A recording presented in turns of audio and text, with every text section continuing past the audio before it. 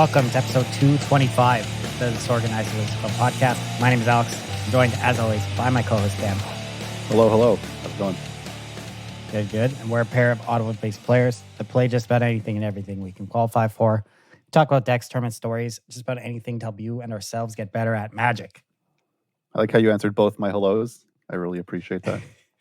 Well, that's what you're supposed to do. Yeah. It's exciting week. Strixhaven top 10 week. One of my favorite episodes to do is our top 10 episode before each new set comes out. We've got an interesting one this time around too. Not only do we have a collective top 10 for Strixhaven, but we also each have our individual top 5 mystical archive cards for Historic, which we'll be running through as well. So lots of cards to count down, lots of cards to talk about. It's going to be a fun episode. How are you feeling about the set?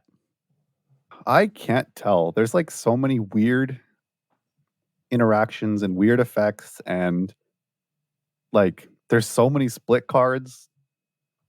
There's just a lot of words in this set. There's like more words than normal, it feels like. And it also feels like there's more cards. I don't know. Did you get this impression also? Like as I was scrolling down the Mythic spoiler page, there was like the first chunk of cards, and then there was another chunk of cards that weren't related to guilds, and then there were cards below that. It feels like a huge set.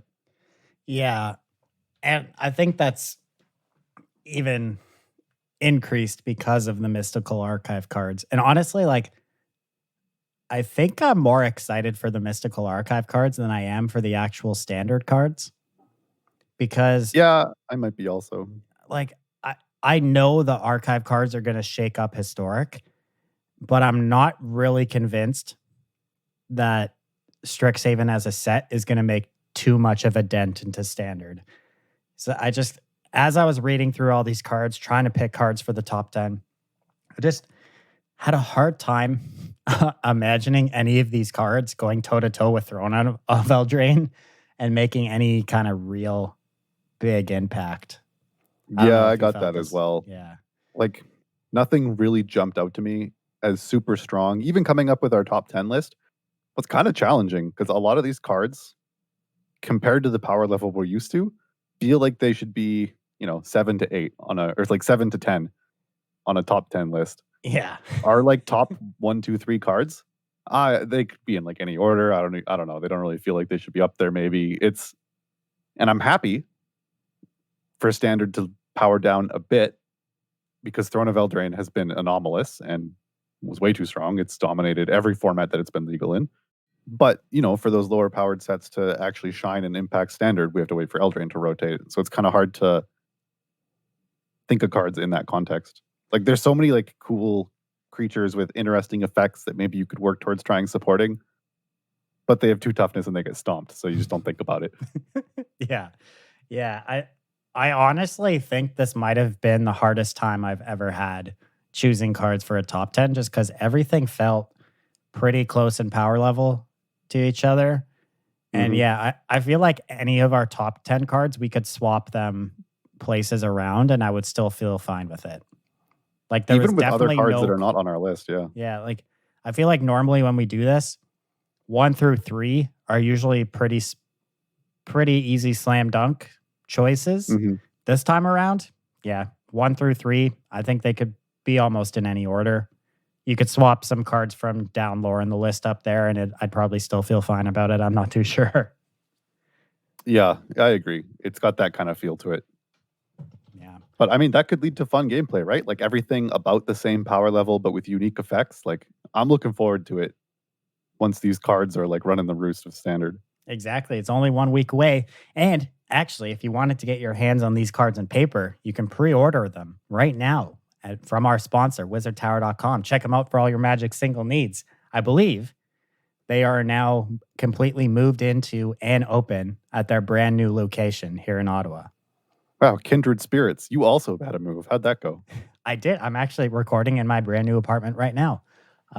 It went very well. I unfortunately no longer have my own little studio, but so I'm recording in the living room. But move went really well. Apartment looks great. We still have like some unpacking to do. There's still like a couple boxes lying around and stuff, but for the most part, we're good to go. next big step, I think, is getting an air conditioner in here. We bought one. The one we had didn't fit in our window, so we have to sell that. Rip. We bought a new one. We're just waiting for it to arrive so we can hook that bad boy up because it's a little hot in here with no air conditioning. Gotta admit. Yeah, it's just in time. The days are finally kind of staying nice Exactly. in Ottawa. Yeah. The past few days. I have an air conditioner in my room. I haven't hooked it up yet though, because it still gets kind of cold at night. So like it's cold in the morning when I wake up, and then the heat outside sort of counterbalances that until it's like uncomfortable, maybe 5 p.m. to 7 p.m. and then it's fine. So I haven't hooked it up yet, but yeah, I've been liking the new building so far. I like being right downtown. It's a lot of fun. Unfortunately, I mean, I did move a 2-minute walk from work, but the other day we got sent into another lockdown here in Ontario. So I lost one of my jobs. damn. It was actually horrible timing because I had resigned my other part-time job and my last shift was last Monday. And then on, I think it was Wednesday or Thursday, they announced we were going into lockdown. So a couple days later, I lost my main job after quitting my part-time job. That's really I was like, unfortunate. damn it. But luckily the general manager of my part-time job sent me a text and was like, hey, since we're going into lockdown, do you want to stay on for a little while? And I graciously accepted his offer. So we're just doing them a favor, you know? yeah. We've still got a part-time job, which is good. While we're in lockdown and no restaurants open. So not a complete emergency. Yeah. But I did get some other good news. The company I'm working for at this new restaurant, they actually have been really liking me so far, and they want me to run one of the pubs here on Elgin, downtown Ottawa. So I'm going to be the new general manager there. So looking forward to that cool. when things open up. You just keep ending up in management positions. Yeah, it's crazy. I don't know how it keeps happening. You just got a knack for it. Yeah, I guess. I don't know. But I'm pretty excited about that. There's an opportunity to become a partner in the restaurant too, if that's what I want. So, oh, cool. Yeah, it's going to be fun once we're actually allowed to dine in restaurants again. So. Yeah, I made a plan actually with a classmate of mine. She was 6 months ahead of. She started her PhD 6 months before I did. We were with the same supervisor, and so she had defended recently, and everything went well. She passed. So I sent her like a congratulatory email and said, we should go get celebratory drinks, meet up again, chat with how things went. But let's wait until we're out of the red zone. And then we went into lockdown, which is worse than red. Like we just went the opposite way. So it's going to be a bit before that plan comes to fruition. Yeah, I think they announced the other day that it's going to be for sure 4 weeks, possibility to be longer. So hooray for, what is this now? Lockdown number 3. Oh, I have actually kind of a funny story about when this happened. So, yeah, I think last Thursday they made the announcement that lockdown would be starting. And they announced it would start on Saturday or midnight going into Saturday, something like this. So at like 11 in the morning or so, because I was hungry when I woke up on Friday, I was like, oh, I'll just go buy groceries. And so I, grab my backpack, get my sandals on, leave the house, walk all the way. It's like 15-minute walk kind of down the street, across a bridge, over to the closest Walmart, and try and open the door to go into the mall. And that door's locked. And I'm like, okay, well, figures. Maybe because of the lockdown, you can't go in through the mall because there's no grocery stores in the malls. So I'm thinking this, and I see some other guy check the same door. He also can't open any of them. We both walk around the building to the main Walmart entrance. Those doors are also all locked. And now we're both sort of concerned. We don't know each other, but we start asking, like, did you hear about this? Like, did the lockdown start early? Like, this doesn't make any sense. Grocery stores should still be open. Like, we need food, even if we are locked down. Yeah. There's no notices anywhere. So I Googled it, and he was also looking on his phone. And neither of us had remembered it was Good Friday, and grocery stores just aren't open on holidays in Ontario. Oops. Damn. Yeah. That's happened to me so many times. Just my Alberta instincts that I'd be able to buy stuff on a holiday. They keep ranching me here. God damn it. All right. Well, before we hop into our list, let's I guess we've already plugged Wizard Tower. So we'll plug our stream next week, Wednesday, April 14th. Strixhaven early access event, twitch.tv/disorganized wizards club. Going to be streaming. It's going to be a lot of fun. Send us your brews. Historic, standard, doesn't matter. We'll try it all. Yeah, that's next week. Coming soon. Those are always a bunch of fun. Looking forward to it. All right. So our lists. We're going to start things off with our Mystical Archive top fives. I'll read mine. Cam will read his. We'll banter a little bit back and forth. I'll tell him why his picks are wrong, why mine are right, vice versa. And then we'll move to our top 10. Cool? Let's do it. All right. My top 5 Mystical Archive cards for Historic. Number 5, Mizzix Mastery. Should we read these? No, we're going to spend a bunch of time reading the actual cards. Let's just All right. Number rattle 5, these off. Mizzix Mastery. Number 4, Time Warp. Number 3, Inquisition of Kozilek. Number 2, Faithless Looting. Number 1, Brainstorm. In that order. Non-negotiable. Maybe negotiable. All right. Okay. Give me yours. So mine are in no particular order. No, they have to be in order. That's not how this works. They have to be in order. Yes. Okay. In order, number 5, Tendrils of Agony. Number 4, Ephemerate. 3, Inquisition. 2, Brainstorm. 1, Faithless Looting. Oh, okay. So I agree with you on the Brainstorm, Faithless Looting, Inquisition. They're, in some order, top 3. They're probably going to make an effect. I think that's fine. I don't see what you see in Mizzix Mastery. Okay, listen. Mizzix Mastery. Targeting. Emergent Ultimatum. All right, you listening? Okay. We're going to go get Omniscience. We're going to go get Time Warp. And then we're going to go get, what's this other card? Final Parting. Okay. Which cards do you give me? Well, what's Final Parting do? 5 mana black sorcery. Search your library for 2 cards. Put 1 in your hand and the other in your graveyard. Shuffle your library. Which ones you give me? Honestly, I don't remember which 3 you listed, and I'm not familiar with these cards. Final I got Parting, no idea. But Final Parting, Omniscience, or Time Warp. Or Time Warp. Okay, well, giving you Time Warp or Omniscience seems bad. I don't know. I'd probably give you not Omniscience, but then you just do it again. Maybe Omniscience Time Warp and hope it's not so bad that your hand's kind of weak. Yeah, so Omniscience Time Warp is probably the best call there. It is risky, but I could potentially fail if you do that. If you give me any other combination, I win the game on the spot. So, well, I'm glad I played correctly. It's there's definitely a way to make this card broken in Historic. It's definitely not doing anything in Fair. I've seen some people throw up some deck lists already, making it work with Emergent Ultimatum. Alongside Brainstorm, you could also play Faithless Looting as well.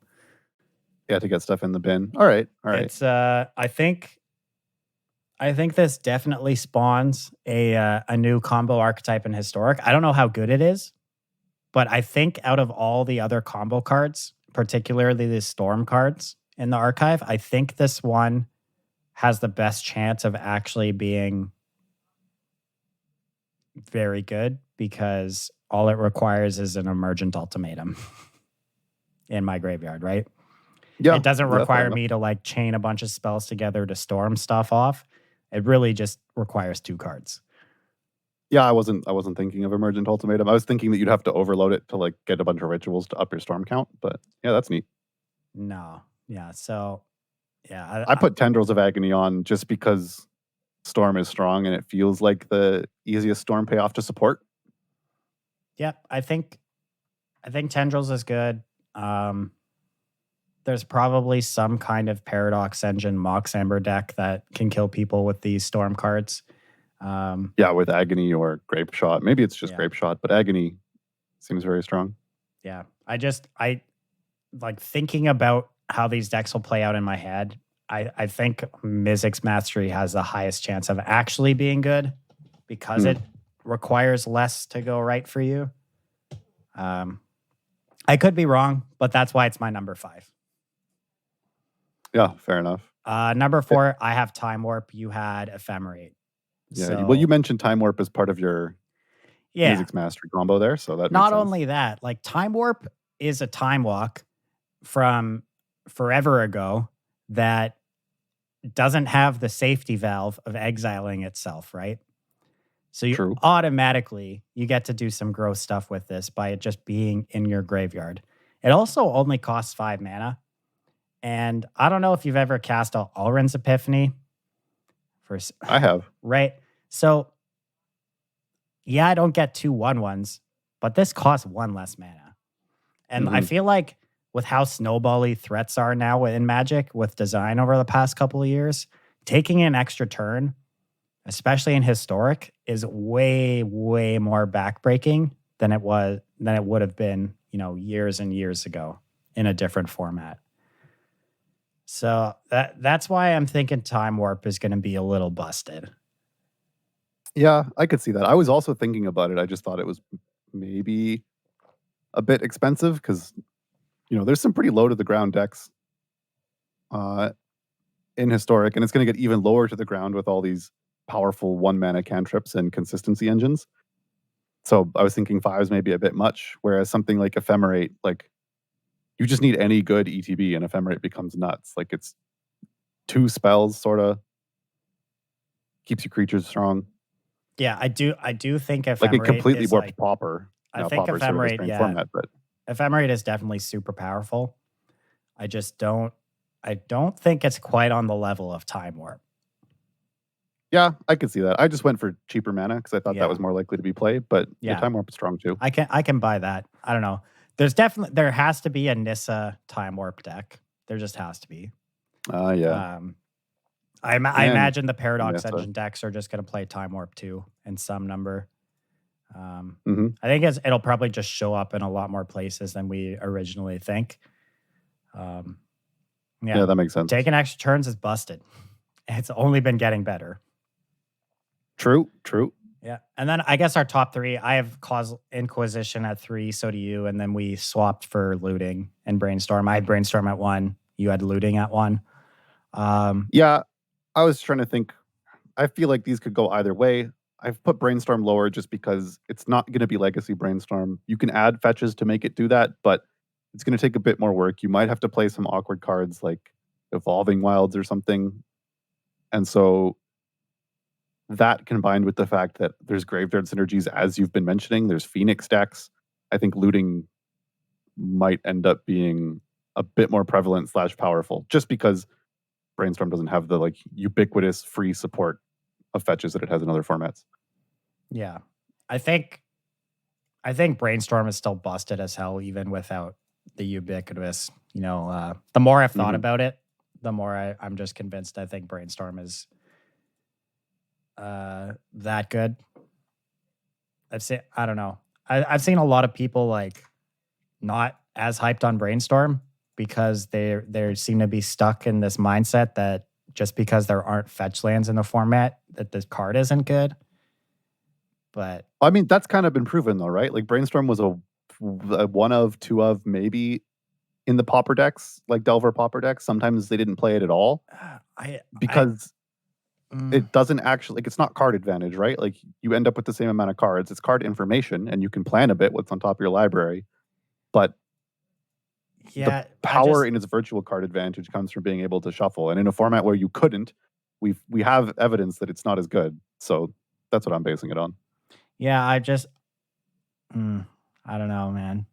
There's a lot more powerful cards in this format than there are in Pauper. Yeah, but that was Pauper playing like Daze, Gush, Delver. I don't know, man. Counterspell. Counterspell's too strong for Historic. That mono blue Delver in Pauper was like messed up. I don't know if you can beat Daze, Gush, Counterspell, and Brainstorm doesn't fit in because there's no fetches. Like that's a lot of evidence. I don't know. I do agree that it could probably go either way, but Brainstorm, Looting definitely 1 and 2. Inquisition, obviously this card's incredibly good. It's going to see a crap ton of play. Black is just like, Black has everything. It's best removal, best discard. It's just Yeah, Inquisition just best buds with Thoughtseize. Yeah, I don't know. All right, how about we hit up this top 10 for Strixhaven? All right, let's do it. You can actually, I'm going to take number 10 because I was the one who wanted this card. Number 10, Blade Historian. It costs 4 mana, 4 hybrid Boros mana. It's a human cleric, 2/3. Attacking creatures you control have double strike. So, when I first read this card, I didn't think it was that good. And then the more I thought about it and the more I revisited, I slowly realized something. This card is probably, it is 100% the best human hit for Winota in the format. I like how you admitted that this card that gives things double strike had to hit you twice for you to think it was good. So, Winota has always been close, but it's been missing that like slam dunk great human hit that we had back when we had Agent of Treachery, that we had in Historic, which was Angrath Marauders. And that card actually got Winota banned. This card does a pretty decent copy of Angrath Marauders, and it's only 4 mana. So you could realistically cast this card if you draw it. Whereas Angrath Marauders, you're not really ever casting that thing. That costs 7 mana. But doubling damage and giving all your attacking creatures double strike, in a lot of scenarios, that's going to be the same thing. So I think this card actually makes Winota playable in Standard again. And even outside of Winota decks, I think maybe post-rotation, Mono Red would want this. There probably is some Boros mid-range or aggro deck in the format now that will probably want this card too in some number. I don't know. It fills kind of a similar role as Torbrand might. This 4 mana creature that powers up all your other creatures. It doesn't power up your spells and stuff, but once Torbrand leaves, it could take that slot. Yeah. I was pretty underwhelmed with it at first, but like I said, the more I thought about it, I actually think this card's going to be seeing a decent amount of play in this new format. And just based on history alone with what Marauders did with Winota and Historic, having a 4 mana human hit in Standard now, I think pushes Winota into playability. Yeah, that makes sense. It does play incredibly well with Winota. And then, as you said, I could see it showing up in other places in the right format. So, yeah. Yeah. And it's a 2/3, which obviously 2/3 isn't great stats, but it does give itself double strike when it attacks. So it attacks for 4. We're probably playing Embercleave or we could be playing other equipments in some red-white equipment mid-range. I don't know. Plays much better with Maul of the Skyclaves than it does with Embercleave. Yeah, curving what's the Seasoned Hallowblade into Maul into this card, it's a decent That's curve. A lot of damage. It's a lot of damage, that's for sure. So. Yeah, even on more normal games, playing against an aggro deck where you sit back defensively and you think you're going to have good blocks, and suddenly their whole team has double strike and you just don't have good blocks, is going to be annoying. Yeah, I like that curve I just mentioned. I guarantee people are going to try and make it work because it's like I said, that's a lot of damage. So I guess it plays well with, or it plays particularly well with Showdown of the Scalds also. They both kind of compete for 4, but spreading counters around makes the double strike from this even stronger. So yeah. Speaking about spreading power around and making things bigger, number 9 on our list, Leonin Lightscribe. Costs 2 mana, 1 and a white. You get a 2/2 cat cleric, and it has Magecraft. Whenever you cast or copy an instant or sorcery spell, creatures you control get +1/+1 until end of turn. All right. So sort of a spell-based sort of aggro lord, pseudo prowess, but it's for your whole team, which is quite strong. So, I'll just baseline. It plays similar to other prowess creatures. If you're playing a feathered style deck pumping your creatures, or maybe you have a bunch of red removal to try and get past. But the fact that if you have any other like small 1-drops, I imagine mono white decks or aggressive decks playing this have something like Selfless Saviors or Alcides of Life Bounty as protection cards. Now these are actual threats if you pop off a couple spells. Yeah, prowess for your whole team is strong. Yeah, so I tried to convince Cam to let me put Clever Luminancer on the list, which is the 1-mana Magecraft creature that's an 0/1, and it gets +2/+2. So obviously, I think these two cards go hand in hand. There was a card that came really close to our top 10 list, which was, what was the name of it? Humiliate. Yeah. 2-mana, black, white. Target opponent reveals their hand. You choose a non-land card from it. That player discards that card, put a +1/+1 counter on a creature you control. I think all three of these cards fit into the same deck. Notably, also, Leonin Lightscribe is a cleric, which I've tried for the past, I don't know how many early access events to make black-white clerics work. And it hasn't been there yet. But this is another really good 2-mana cleric. And we already do want to be playing some number of instants and sorceries in the cleric deck. So maybe we're almost there. Yeah. This card, I think, is the better of the two between itself and Clever Lumimancer. My only complaint with Lumimancer is that, yes, it's very good getting +2/+2 off prowess, and it reminds people of cards like Swift Spear and other very aggressive cards. But I think the fact that it has to be supported to have power, and if you ever draw a bit awkwardly and don't have a spell, or you play it out and then you want to spend your turn 2 playing a creature, the fact that it has 0 power and doesn't do anything on the turns where you're not making it do something, I feel will be too much of a downside. I could be wrong on that. Maybe the +2/+2 offsets that. But on the turns where you're not casting sorceries, the fact that it basically does nothing, I think, is going to be too much. Yeah. We'll have to wait and see. But Leonin Lightscribe, I think, will definitely have some home in a white-based aggressive deck in this format. Yeah. Maybe it'll take until this card's not just getting snap stomped, but at the same time, if you're playing things like Lightscribe and Luminarch Aspirant, it's a lot of 2-drops they have to stomp. One of them is going to stick around and pump your team. Yep, definitely true. All right, moving on up. Number 8, Ecological Appreciation. It costs X 2 green, sorcery. Search your library and graveyard for up to 4 creature cards with different names that each have mana value X or less and reveal them. An opponent chooses 2 of those cards, shuffle the chosen cards into your library, and put the rest onto the battlefield. Exile Ecological Appreciation. This is a weird one. I don't really know what to do with it, but there has to be some combination of 4 creature cards that allows us to either kill our opponent or assemble some incredibly powerful board that I just don't know.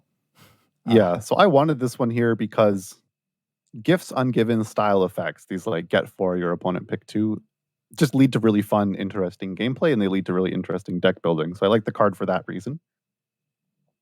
It immediately has impact in older formats because there are creature-based combo decks and things like Modern. And so this being able to tutor out, some value creatures and some missing combo pieces could help those decks a lot. But also, this style of effect, putting the creatures straight onto the battlefield instead of into, it costs more than gifts ungiven, but it plays the creatures, which is very powerful. And it's a style of card that's only going to have more use and become more powerful and have more options as more things get added into standard. So even if there isn't some immediate use for it with the cards we currently have, it's something that you always have to keep in the back of your mind as you're looking at spoiler seasons for the next year or longer. However, this card's going to be in standard for 2 years? Yeah. However long it's going to be in standard. Because it just could interact with any creature they print. So it's a cool thing to have around as an option. Yeah. I'm having a hard time imagining what kind of deck plays it. But for what, 6 mana, we can get 4 3/3s. So So we go even on mana. Like we start gaining on mana when we cast it for X equals 4, so 7 mana total. If we got four different 4/4s, 4 different 4 mana creatures, right? But Yeah. now I'm thinking like, which deck realistically plays 4 different creatures that all cost 4 mana? Yeah, I think it's probably going to be cast for 5, most likely, and it's going to get, various hate bears. You'll get like a Scavenging Ooze and some other 2-drop that's hard to interact with, maybe a Croxa in there. I mean, how many? Because if Croxa goes to the graveyard, whatever. Or if they don't want you to have some other creature, then they have to discard a card. Well, why are we casting it for? Oh, you mean you're casting it for like X equals 2? X equals 2 for 5 in Okay. total, yeah. Okay, yeah. And then you're down on mana, but if you're getting things like Crocs is going to stick around, so you're kind of up on a card, even though you're down on mana, and you can cast it at a reasonable time, and you'll have enough 2-drops in your deck, and 2-drops have annoying effects on them that your opponent might not want to pick. But yeah, it's just a cool effect. The fact that it lets you go get silver bullets, lets you go get things that could be awkward for your opponent. Yeah, I have no idea where it's going to see play, but it's definitely an interesting one, which is why it found its way onto our top 10. I'm skeptic that it will actually end up seeing play, but I really hope I'm wrong because it is a really cool card. Yeah, I think it's going to sleep for a while, and then somebody is going to notice some interaction with some new card.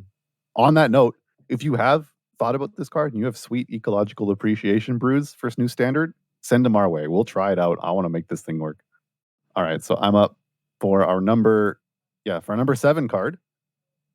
And sometimes when we do these top 10 episodes, you may remember, we cheat and we put multiple cards in one spot. It's not our fault this time. This is WotC cheating. This is 2 cards. It is on the front, Shyle, Dean of Radiance, and on the back, Embrose, Dean of Shadow. So this is the black-white Dean pair. The front side is a 2 mana, 1 and a white, 1/1 bird cleric. It has flying and vigilance. You can tap it to put a +1/+1 counter on each creature that entered the battlefield under your control this turn. The backside is 4 mana, 2 black. You get a 4/4 human warlock. You can tap it and put a +1/+1 counter on another target creature.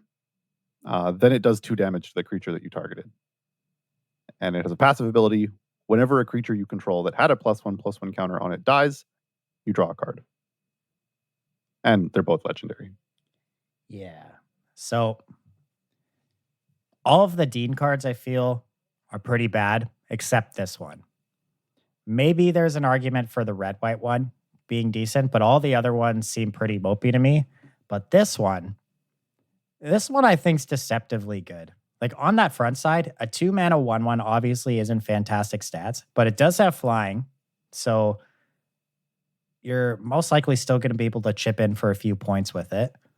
Having vigilance as well means you can attack, and then you can still tap it to put a +1/+1 counter on a creature that you've put into play. So you don't lose out on your chip damage to be able to grow your future creatures. It puts counters on every creature that entered the battlefield this turn.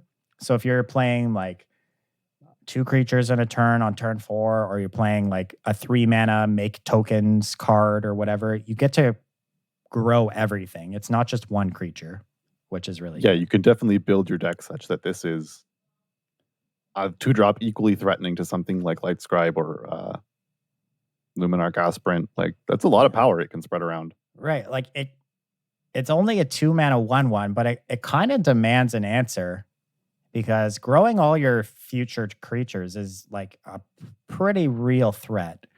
And then on its backside, like 4 mana 4/4 is, I mean, not huge stats, but it's playable stats.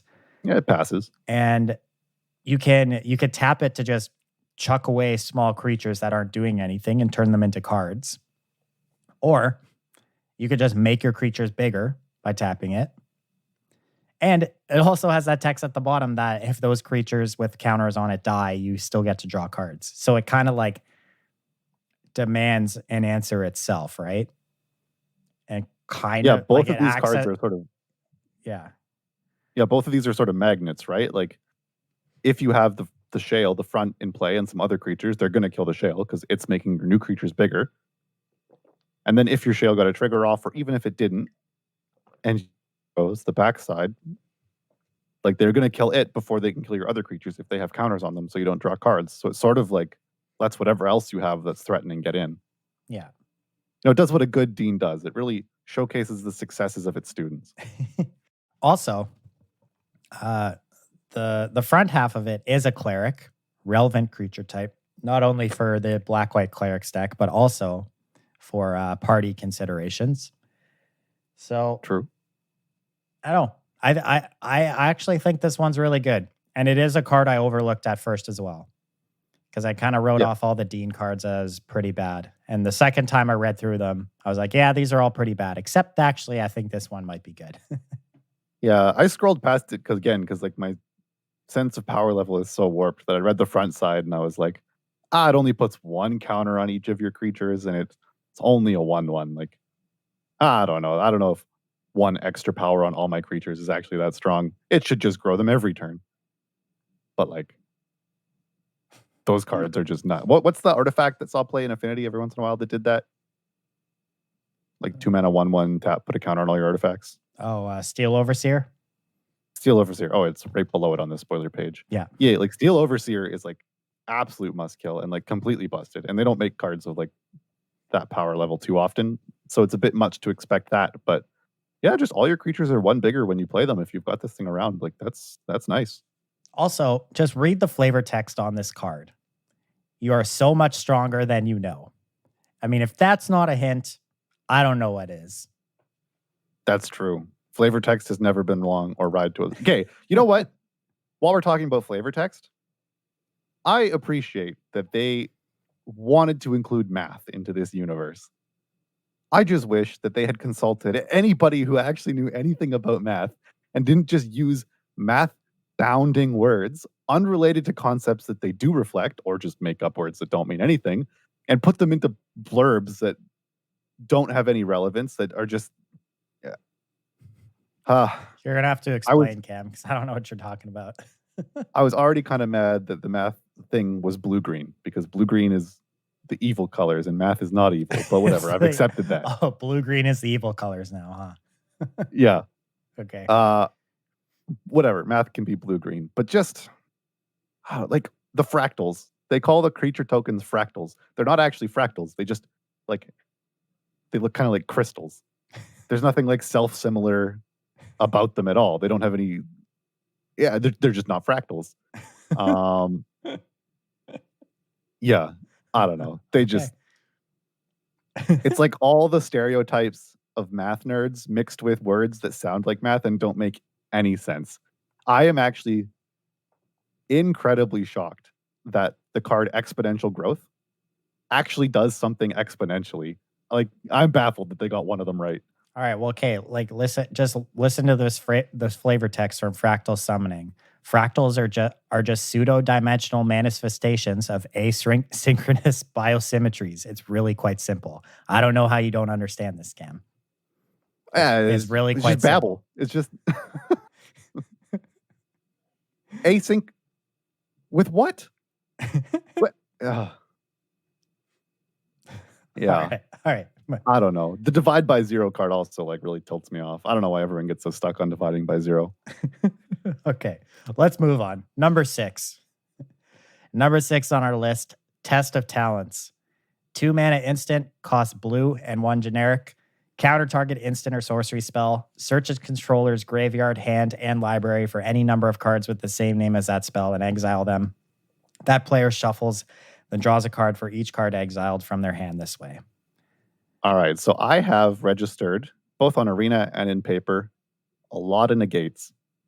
Negate is a good card, and this is, okay, its front side, or its first ability is not quite negate, because it's not any non-creature spell. You can't hit, enchantments, planeswalkers, and stuff. But in a lot of matchups and in a lot of metas, you're playing negate 4 instants and sorceries. And then it just comes with a bunch of extra information, which this type of effect, whether you want to call it surgical extraction or necromentia is, I think, the most recent effect they printed. Normally, it's an entire card on its own that you have to spend in order to strip things out of their library. The fact that this is an incidental effect on a card that I would already want to play, a counterspell, means that it's just bonus now. Like, that card cost that detracts me from playing those other effects isn't here. So if I counter something, one, I get to just look at their hand. That's a bunch of information, which is incredibly strong. 2, maybe it's post-board, I get to see how they sideboarded. That's some extra additional information. But 3, I just don't have to play around whatever I countered for the rest of the game. Like, I can plan with this extra information in mind until the game's over. Yeah. Like, we generally put down the kind of necromantia effect, the surgical extraction effect. But this card actually does something aside from extract everything, right? Like, normally those cards, like, their one ability is the surgical extraction, and that's it. Mm-hmm. This actually, like, I can counter something and then extract those cards. Like, ultimatum decks are going to have a hell of a time having to worry about this card. Yeah, they just lose all their ultimatums. Yeah. Then they have to draw their one-ofs in their 70-card deck, or however big their decks are. They're 80. Yeah, out of their 80-card deck, they have to draw their one-ofs that they put in to get with Emergent Ultimatum because they've lost all their ultimatums. Mm-hmm. Or in control mirrors, like, you could hit a card draw spell, or you could hit one of their counter spells, and now you're much more likely to win counter wars. Like, it just... Yeah. It's so much different when it's on a card you already want to cast. And I guess to emphasize this point, like, maybe the best way, if I board in Necromentia or a surgical extraction type effect in a matchup where I have a card in mind that I want it to hit, I'm happy to cast my first copy early in the game and hit that card, not have to worry about it. But if I board it in multiple copies to try and increase my odds of drawing it in time, there might not be anything really worth naming with the second copies. I'm hoping I'm not hitting these dead draws in my deck. Even after this surgical's the thing I'm interested in, if I'm lucky enough to counter it first, my other copies still do things. They're just negates. They're almost negates. They're counterspell. They're still counterspells. Like, they're still live, even if I don't care about the second half anymore. Yeah. It's just, yeah. I think it's very powerful having this on a counterspell, and the first time I can think of that it's tacked on to a card that you'd play anyway. Yeah, like, obviously, like, only being able to counter instants and sorceries does limit this card a lot. But that being said, we already mentioned ultimatum. There's a ton of really powerful instants and sorceries in the format already that you would love to counter. So I think this card's going to see a decent amount of play. Whether it's a bit of a limitation, only hitting instants or sorceries, but I mean, there are formats where Dispel is very good, so I don't hesitate to think there'll be formats where this card is good. Yeah. Let's move on. Our number 5, another spell. We have Witherbloom command. This is the black-green command. It costs 2, a black and a green, so 2 in total. It's a sorcery, and you may choose 2. Your options are: target player mills 3 cards, then you return a land card from your graveyard to your hand. Destroy target non-creature, non-land permanent with mana value 2 or less. Target creature gets -3/-1 until end of turn. And target opponent loses 2 life, and you gain 2 life. So, you really liked this card when it was first spoiled. Yeah, I do really like this card. I think this card is much better for formats like Modern and Legacy than it is for Standard. I think it's better for Historic as well than it is for Standard. But specifically Modern and Legacy, like fetchland formats, obviously this card is great because you're practically always going to be able to get value out of that first ability. specifically a format like Legacy, non-creature, non-land permanents with mana value 2 or less. There's a lot more of those floating around. Target creature gets -3/-1. That kills Delver of Secrets. It kills Noble Hierarchs. It kills Llanowar Elves. Like lots of targets in these Eternal formats that you want to kill with that. Obviously, the last ability is probably the worst out of all four, but it does give you a little bit of reach, which is nice as well. The last ability is nice to have there as well. When you need to cast it for one of the first three, it gives you something to do. Yeah. So I'm a lot more stoked about this card for Eternal formats. When it comes to Standard, I'm not too sure if it has a great home at the moment. Yeah, it might not at the moment, but it's the type of card that, like, it's so flexible. And for just 2 mana, this could support any sort of graveyard strategy, just milling yourself to put whatever in the bin. Maybe you're playing Reanimator or something. It's very good against aggro decks, killing 1 toughness creatures, gaining life. It answers problematic permanents if people are trying to play like Roiling Vortex or a Grafdigger's Cage type effect against you. Yep. Yeah, like it's just so flexible for 2 mana that I imagine it's going to see play at some point as just a nice answer. Could end up, maybe it's just a sideboard card in Standard for a bit in case you need some of its modes. Yeah. But just like, I'm thinking of all the targets it can hit in Legacy and Modern. I'm thinking like Aether Vial, like, these kind of cards. Like this card's going to be very good in Eternal formats. Yeah, for sure. Which is why it's way up so high on our list. Yeah, I definitely think it's the best command. Some of the other ones hit a bit low. This one's on the high end though. And so yeah. I think it's by far the best out of all the commands, obviously, as it's the only one on our list. When it comes to playability for Standard, though, I think there's probably a higher chance that some of the other ones will see more play in Standard, but across like all formats, I think this one is the one that's going to see the most play. Yeah, I mean, the fact that it kills Edgewall Innkeepers and it kills Brazen Borrowers, like hitting Edgewall Innkeeper is a huge thing. Kills Seasoned Talonblade, like it kills a decent amount of stuff. So it could find a home. Yeah, I'm not putting it off the table. I just don't think it's as slam dunk as it is in older formats. Yeah, no, yeah, for sure. I agree. All right, let's keep on moving. Moving up here, number 4. Augmenter, Pugilist. 3 mana, 3/3, creature troll druid, costs 1 green. Trample, as long as you control 8 or more lands, Augmenter Pugilist gets +5/+5. And this is a modal double face card. On its back is Echoing Equation. It's a 5 mana sorcery, costs 3 generic, blue. Choose target creature you control. Each other creature you control becomes a copy of it until end of turn, except those creatures aren't legendary if the chosen creature is legendary.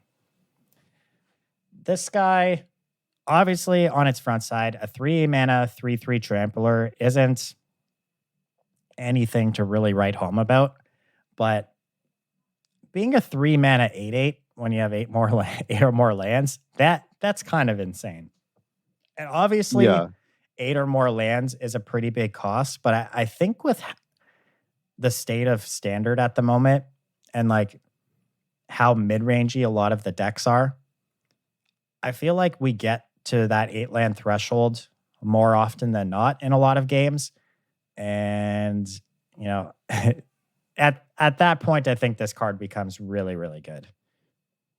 Yeah, this could end up seeing play alongside something like Beanstalk Giant that wants to go a bit later, or any other sort of effect that ramps a bit. But yeah, I mean, I agree. Like the front side, 3 mana, 3/3, whatever.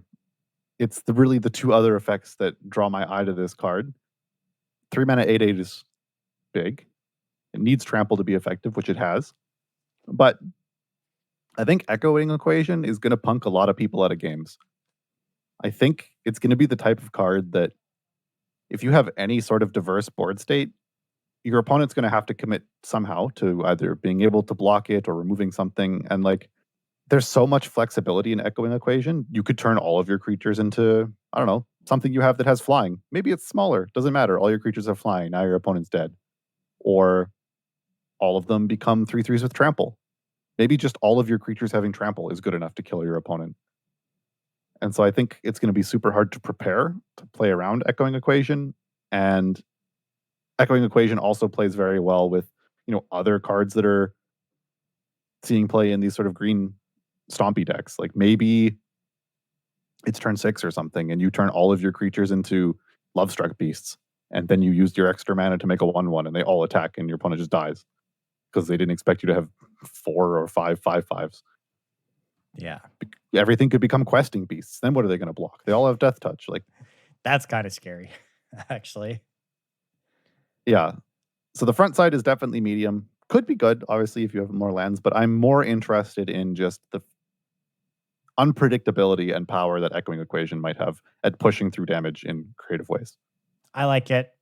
It's why it's our number 4. I think it's realistic that you could see some number of these cards in like the blue-green based adventure decks at the moment. Yeah.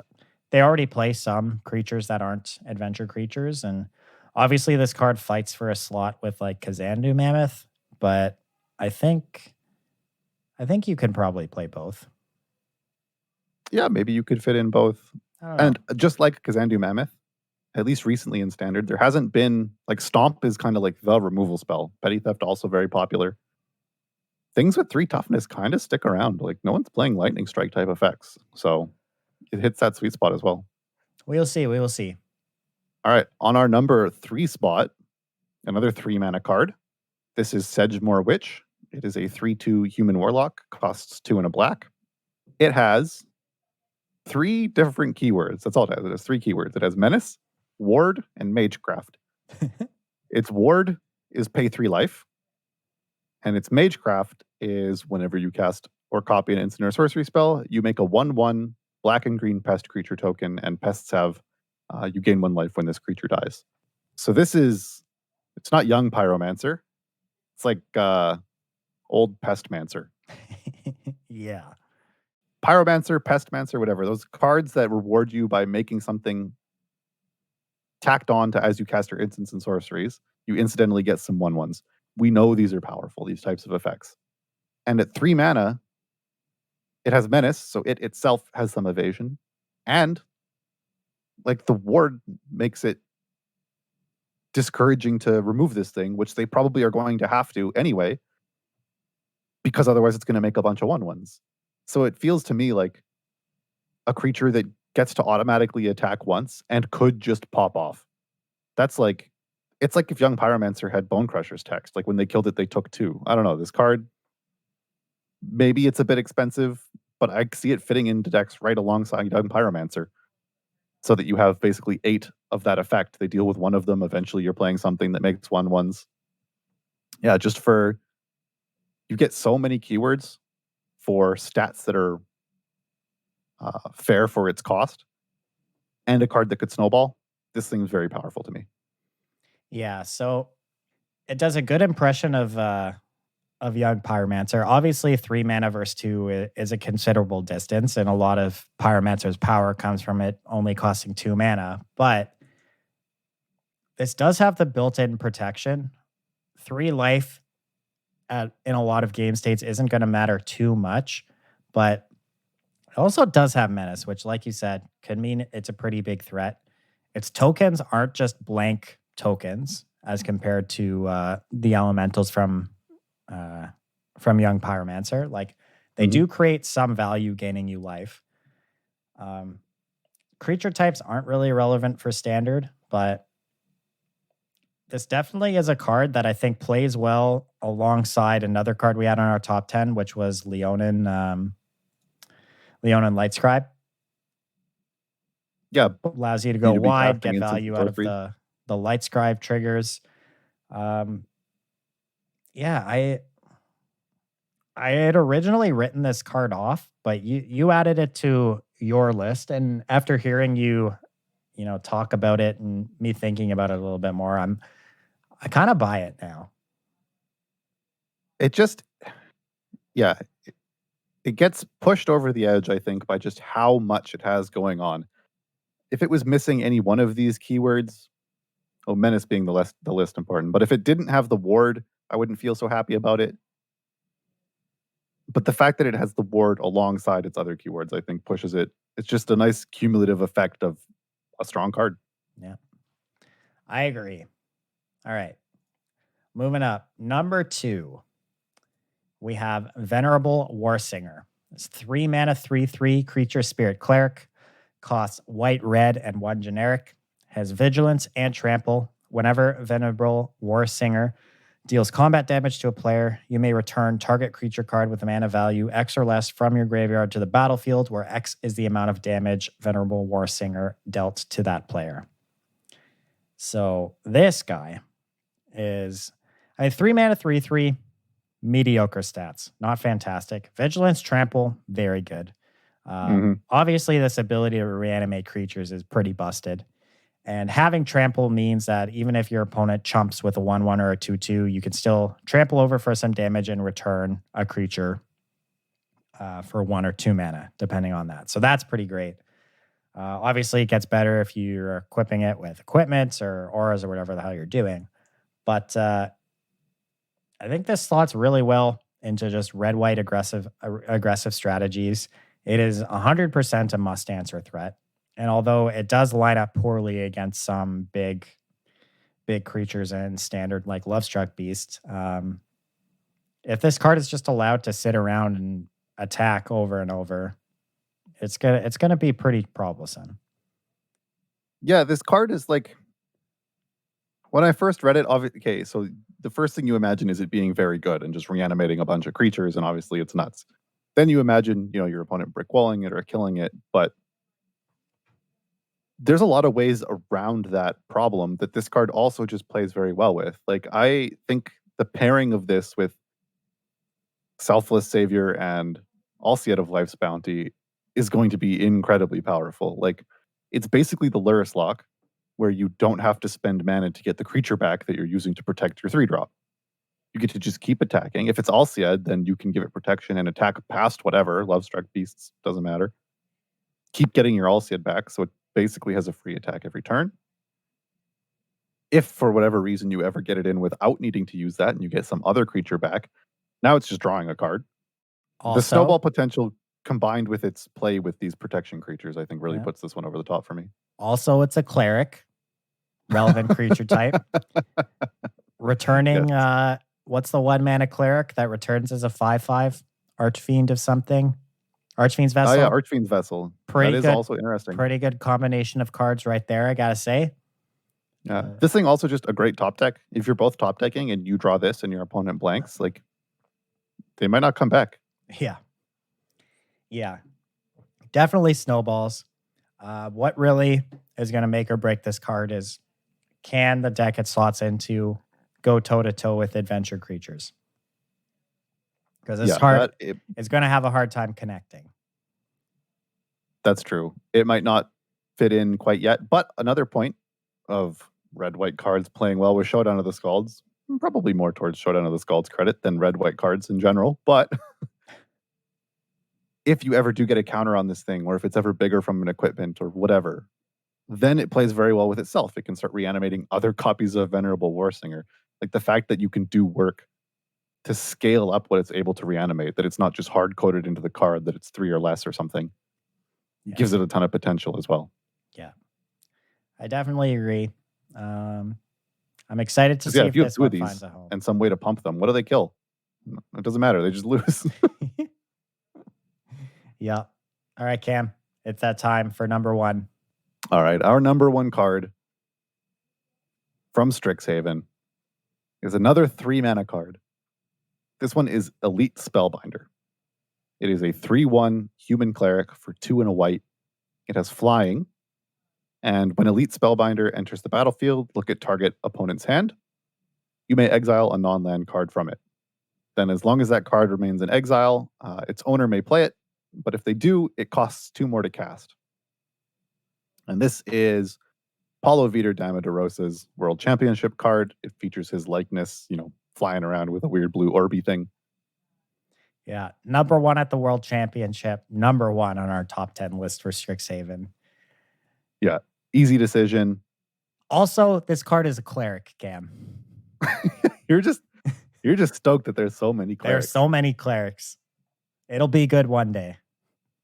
Yeah, I mean, nursing is a huge department in every university, right? So gotta have those clerics.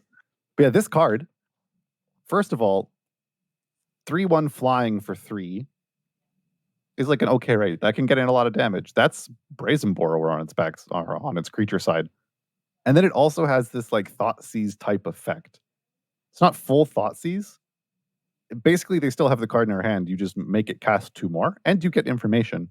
But making something cost 2 more, like we've seen Redain, God of the Worthy, make it so that somebody can't cast a board wipe when they need to, and then they die. And this could play very similarly. Yep, totally. Also, not only is it a cleric, it's also a human, which means I can hit it off Winota. Something to think about as well. A flying creature 3/1 that strips your opponent's hand. Yeah, 3/1 flying stats, like you said, very reasonable stats. Obviously, it dies to Bone Crusher Giant, which is a serious problem. That card's not going to be around forever. Yeah, honestly, like this card modern playable? And like in humans? Yeah, I don't know. I don't have enough experience with modern. It might be. I don't know what it would replace, but I think it might be, to be honest. Like humans always has had a few flex slots in the 3 mana area. Like Mantis Rider is always a slam dunk, but I've seen people play like Keswick Malcontents. I've seen like Sin Collectors. I've seen a bunch of different options to round out the 3-drop slot. I think this card might actually be the best option. Yeah, could be. I mean, it's like exactly what every aggro deck dreams of, right? Like enough power for its cost, evasion, and just disruptive. It feels kind of similar to Sedgemore Witch to me in that it's like a bunch of good effects stacked on until you get a card that's quite powerful for its cost. Yeah. I definitely like this one. I think it's going to be really annoying to playing against when you had like your turns planned out, you had a curve in mind, and then they just tax one of your spells. Mm-hmm. And if we've learned anything from the last World Championship card we saw, Fervent Champion, those cards turned out to be a little bit better than we originally thought. So, yeah, also true. My money's on this one being pretty good. But like we mentioned at the top of the show, I feel like any of these cards on this list could be interchanged, and I wouldn't be too upset about it. So everything feels pretty close. Yeah, that's Strixhaven. That's our top 10. If you really disagree with something or think there's a card we missed, let us know. You can hit us up on Discord, Facebook, Twitter, however you want to contact us. Or if you just really agree with our top 10 and want to tell us that we're smart and you like our show, you can also hit us up on those platforms. Yeah, always happy to hear that.